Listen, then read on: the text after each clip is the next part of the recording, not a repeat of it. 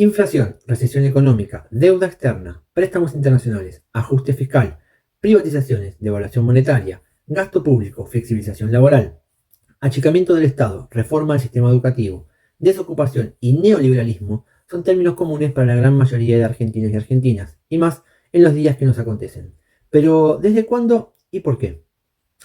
Ejercitando la memoria, podemos observar que durante el periodo que se extiende desde finales de los años 70, con el golpe cívico-militar autodenominado Proceso de Reorganización Nacional, comienza el primer episodio del neoliberalismo y del capitalismo salvaje, propiamente dicho, que vivió la Argentina antes de la presidencia de Carlos Saúl Menem y que se vive hoy en día bajo el gobierno del presidente Javier Gerardo Milei. El plan económico consistía en abrir la economía de manera indiscriminada, destruyendo así la industria, paralizando el aparato productivo, empobreciendo a un cuarto de la población en un país sin pobres hasta 1976 e inaugurando altas tasas de desempleo jamás conocidas, endeudando a la economía nacional y favoreciendo la fuga de capitales con ganancias obtenidas de la especulación financiera. Así, el bienestar de la economía del país pasó a asociarse con el bienestar de los empresarios en general y con el de grupos económicos concentrados en particular. Al respecto, Mónica Pini nos dirá: el discurso privatista propio del contexto neoliberal ha conseguido logros fundamentales en cuanto a la gestión de información y de los mensajes que circulan a través de la sociedad. Ha colonizado el sentido, fomentando un discurso único y naturalizado del sentido producido. Fue necesario, entonces, instalar nuevas categorías de percepción y sentido, fundar otra realidad a través de una activa operación discursiva que permitiera construir nuevas coordenadas subjetivas de manera general sobre las cuales basar las nuevas reformas. Como por ejemplo, una de ellas era explicar la crisis como la responsabilidad de un Estado elefantiásico, demasiado grande, obsoleto e ineficiente, que se inmiscuye por demás en distintas áreas de la vida, en las cuales no le corresponde participar.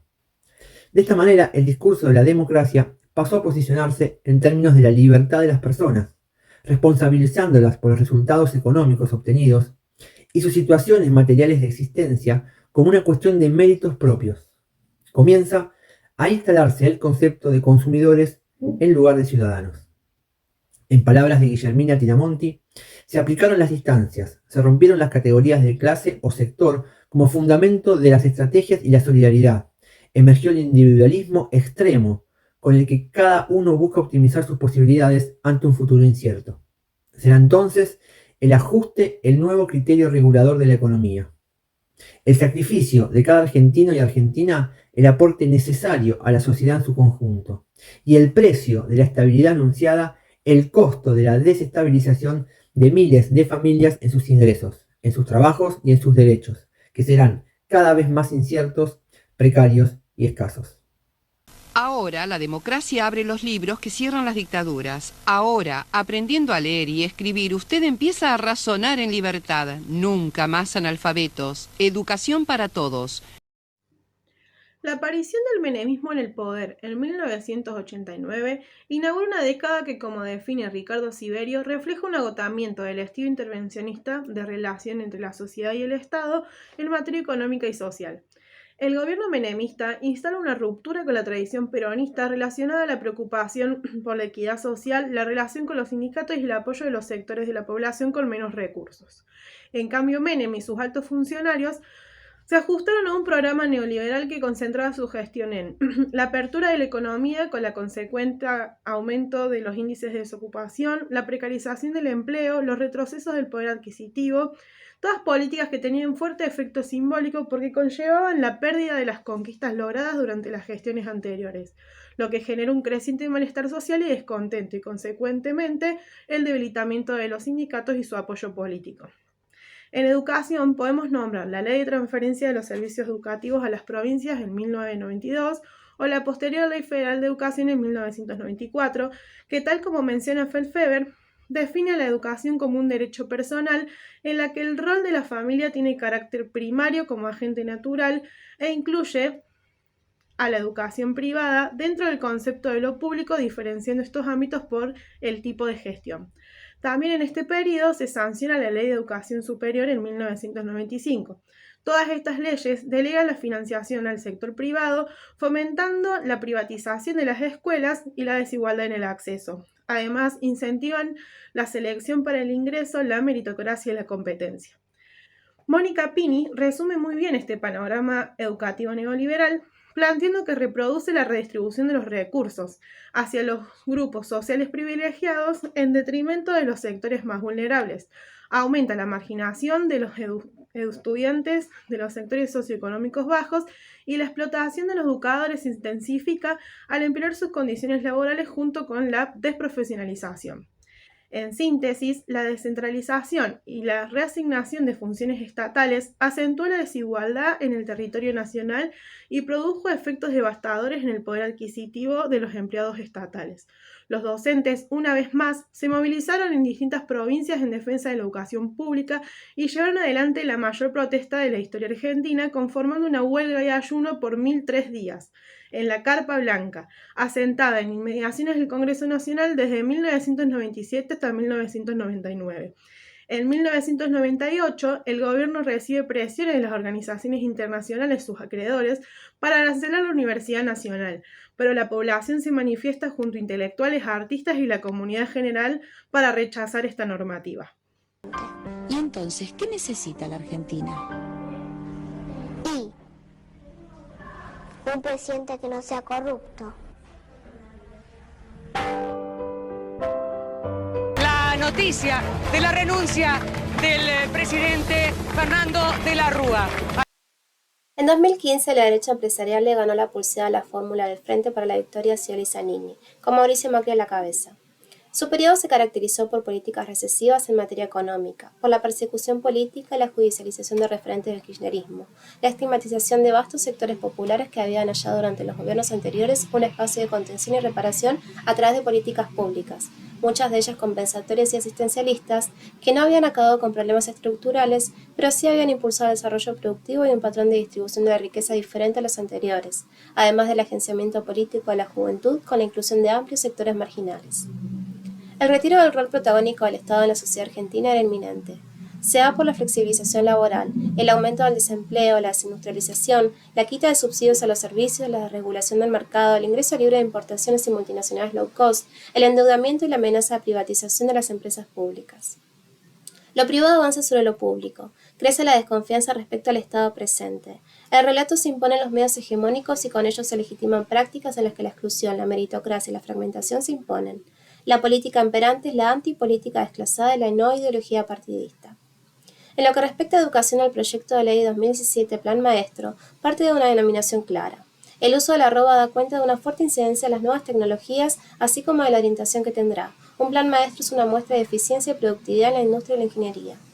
La racionalidad técnica y de mercado se inmiscuyen en lo pedagógico.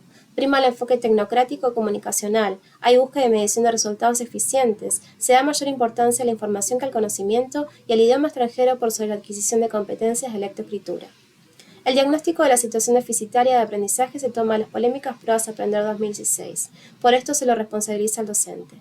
Las metas prioritarias para el 2026 son el logro de la calidad y la innovación educativas en todos los niveles, la extensión de la jornada escolar, la conexión a Internet de la totalidad de las escuelas del país, la educación a distancia en las universidades, el requerimiento para cargos directivos de una especialización en liderazgo y el cambio sistémico de la formación docente. La relación educación-trabajo se replantea. No se menciona el presupuesto destinado, el modo en que se dará lugar a la distribución de recursos, cómo se va a pagar a los docentes o cuál es la innovación en términos curriculares y pedagógicos. Se apunta al no llamado a paritarias y la quita del incentivo docente. En el marco de luchas gremiales con paros reiterados por el recorte presupuestario, la falta de inversión en infraestructura, la inflación, los despidos masivos, el cierre de programas de educación, la devaluación de salarios, el constante bombardeo mediático de subestimación y desprecio por el rol docente, las huelgas y el ausentismo de los educadores están en el foco de la tormenta. La educación como sacrificio y educación desligada de las necesidades materiales, de las luchas obreras y de cualquier tipo de ideología es un común denominador del gobierno macrista. El conocimiento profesional docente se mide en términos de eficiencia, calidad y rentabilidad. La educación para el neoliberalismo es un medio individual. El Estado centralizado, caprichoso y autoritario, solo un obstáculo que hay que descorrer para mercantilizar y privatizar las escuelas. Afirma el ministro de Educación Esteban Bullrich: debemos crear argentinos capaces de vivir en la incertidumbre y disfrutarla. Lo que prevalece es una lógica de premios y castigos, una evaluación negativa que se traduce en inestabilidad, despidos y menor inversión en la docencia y la investigación. Contradictoriamente, la excelencia es la meta. Se es un recurso funcional al sistema informando sujetos, y para ello hay que seguir los lineamientos competitivos del mercado, porque de dicha labor depende la prosperidad económica del país. Para formar cuerpos docentes de alta calidad deben seguirse 3 pasos fundamentales: reclutar, motivar y desarrollar mejores profesores, reza un documento que fundamenta el proyecto. Bueno, ese fue un gran logro, el apropiarse de las palabras, ¿no? Yo creo que ahí hay un trazo con el macrismo. Me parece que el macrismo hizo una gran prédica más estudiada. No estoy diciendo que sean lo mismo, ni mucho menos, pero me parece que parte de lo que estamos viendo tuvo que ver con el ascenso de Macri en esto, en apropiarse de la palabra libertad. Como nos dice Giddens, los flujos económicos, especialmente el sistema financiero mundial, no son una fuerza de la naturaleza, sino que han sido moldeados por la tecnología y la difusión cultural. En este sentido, aporta Pini que los medios de comunicación conforman uno de los espacios claves en los que se da la pelea por el acceso a la hegemonía cultural. Si sumamos que lo que en 2018-2019 era apenas una dinámica incipiente de retroalimentación entre candidatos marginales de ultraderecha, redes sociales y televisión, pero se volvería hegemónico a partir del efecto disruptivo de la pandemia COVID-19, según nos dice Juan Rouco, encontramos una conjunción de nuevas tecnologías, mundo financiero y una pizca de pandemia que parecen ser la clave para entender esta nueva Argentina que forma parte de los estados-nación que, según Giddens, se están transformando ante nuestros ojos. ¿Pero qué papel juegan los discursos y la educación en este cambio? Tratemos de resumirlo en 2 casos testigos de este tiempo. En primer lugar, el conflicto de la educación universitaria, que está circunscripto en la discusión de lo público y lo privado.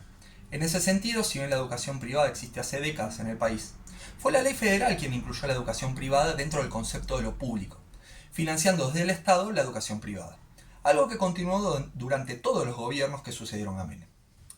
Esto, sumado al constante ataque del poder político y de los medios de comunicación a la educación pública en todos sus niveles, ha minado la confianza en ella, fomentando los actuales ataques gubernamentales.